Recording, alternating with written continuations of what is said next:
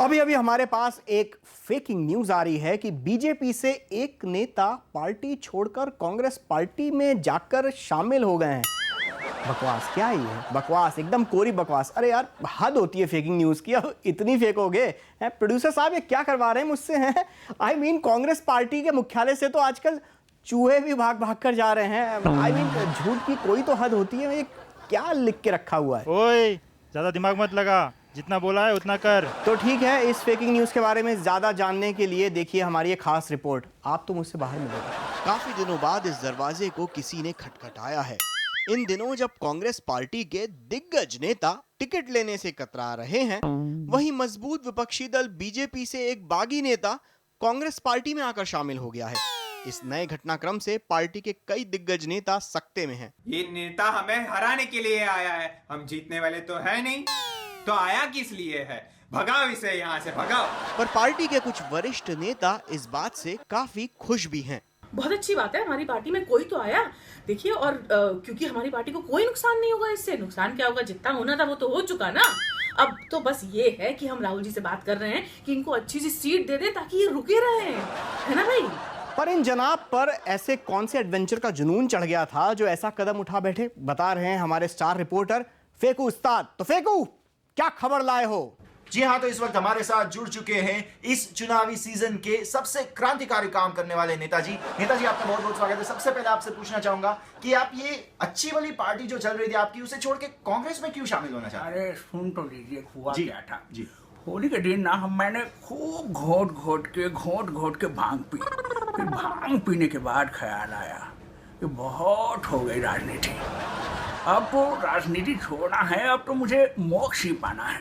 अरे नेताजी, लेकिन मोक्ष पाने के लिए लोग बनारस जाते हैं, आप तो बनारस तो केजरीवाल पहले ही जा रहे हैं मोक्ष पाने के लिए। अच्छा। अब मुझे तो कुछ एडवेंचर टाइप का पॉलिटिकल सुसाइड करना था ताकि मेरे राजनीतिक करियर को पूरा देश बरसों तक याद रखे। जी जी नेताजी, मुझे लग रहा है कि पूरे देश को आपके साथ पूरी हमदर्दी है। यार, इनके पॉलिटिकल करियर के दी एंड के लिए अभी से वो टायर वाले गुलदस्ता होता है ना, उसका ऑर्डर दे देना। चलिए, अब चुनावी सरगर्मी से जुड़ी दूसरी बड़ी खबर पर चलते हैं। अपनी पार्टी में बगावत के बाद लालटेन वाले लालू यादव अपने आगे की स्ट्रैटेजी बताने के लिए हमसे जुड़ रहे हैं। तो लालू जी, राम कृपाल तो आपका साथ छोड़ गए, अब क्या करेंगे? अरे हमारी पार्टी को राम कृपाल से कोई फर्क नहीं पड़ता, हम खुद सक्षम आदमी हैं। पर 25 सीट पर खड़ा किसे करेंगे? हमारे 9 बच्चे हैं, एक राबड़िया है। राम कृपाल जैसे 8 और भी छोड़ के चले जाए तो हमको कोई फर्क नहीं पड़ने वाला, हम खुद सक्षम हैं। पर ये तो 10 ही हुए, बाकी 15 उम्मीदवार कहां से लाएंगे लालू जी? हमको तुम क्या गवार समझे हो? देश में सबसे पहले चारा खाने की टेक्नोलॉजी का इस्तेमाल हम किए। जिस तरह हमारी भैंसन बच्चियां पैदा किए हैं IVF टेक्नोलॉजी से, उसी तरह हम उम्मीदवार पैदा करेंगे। पिछले हफ्ते आम आदमी केजरीवाल जी ने मीडिया वालों को जेल में भेजने की धमकी दी थी। कई लोगों को बुरा भी लगा, गुस्सा भी हुए, पर हमें नहीं, बिकॉज फेकिंग न्यूज को केजरीवाल जी के घर काम करने वाली बाई ने ये बताया है कि ये धमकियां दरअसल आम आदमी के भले के लिए थी।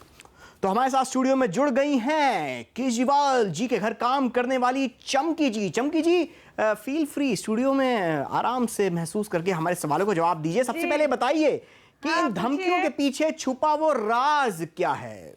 हाँ, देखिए वो क्या है ना कि हमारे साहब जो है ना, वो दिल के बहुत ही अच्छे हैं।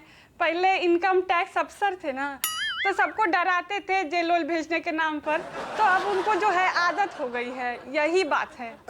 जी। आदत? कैसी आदत, बताइए जरा। अरे देखिए, घर में ना सबको धमका चुके हैं। सब्जी महंगी हुई ना तो सब्जी वाले को धमकाए। जब हम एक दिन चाय का कप तोड़ दिए थे, बहुत ही पुराना कप था, तब भी हमको बोले कि जेल में डाल दूंगा। एक दिन तो मैम साहब को भी ऐसा धमकी दिए। क्या हो गया था ना कि उनसे थोड़ा सा नमक ज्यादा पड़ गया था दाल में, तो बोले कि जेल भेज देंगे। तो कितने लोगों को जेल भेजा है अब तक? अरे एक को भी नहीं भेजा, एको को नहीं। वो हमारे साहब, हम बोले ना, दिल के काफी अच्छे हैं, तो ऐसे ही सबको धमकी देते रहते हैं, पर वो जिसका भी धमकी देते हैं उसका अच्छा भला हो जाता है। अब देखिए सब्जी वाला जो है वो उनकी पार्टी से चुनाव लड़ रहा है, और जो शीला दीक्षित को धमकी दिए थे जेल भेजने का, अब वो जेल कहाँ गई? वो तो गवर्नर बन गई है, सीएम से भी ऊपर चली गई है ना। तो जिसको भी धमकी देते हैं उसका प्रमोशन हो जाता है, समझे? ऐसा ही है ना। तो धन्यवाद चमकी, आपने अपना वक्त निकाला हमारे लिए। केजरीवाल जी से मेरी सुन रहे हैं मेरी बात, जरा हमको जाने दीजिए, देरी हो रही है ना, नहीं तो वो कहेंगे कि जेल में डाल दूंगा फिर से, हैं? तो पाए लागू कर रही हूँ मैं सबको। जीती रहो पूरी फेकिंग न्यूज़ की टीम की तरफ से। तो केजरीवाल जी एक बार प्लीज़ मुझे भी जेल भेजने की धमकी दे दीजिए ना प्लीज़। वो एक्चुअली मुझे भी लाइफ में आगे बढ़ना है। प्लीज़ एक बार बस जेल भेजने की धमकी दीजिए प्लीज़, एक बार बस एक बार।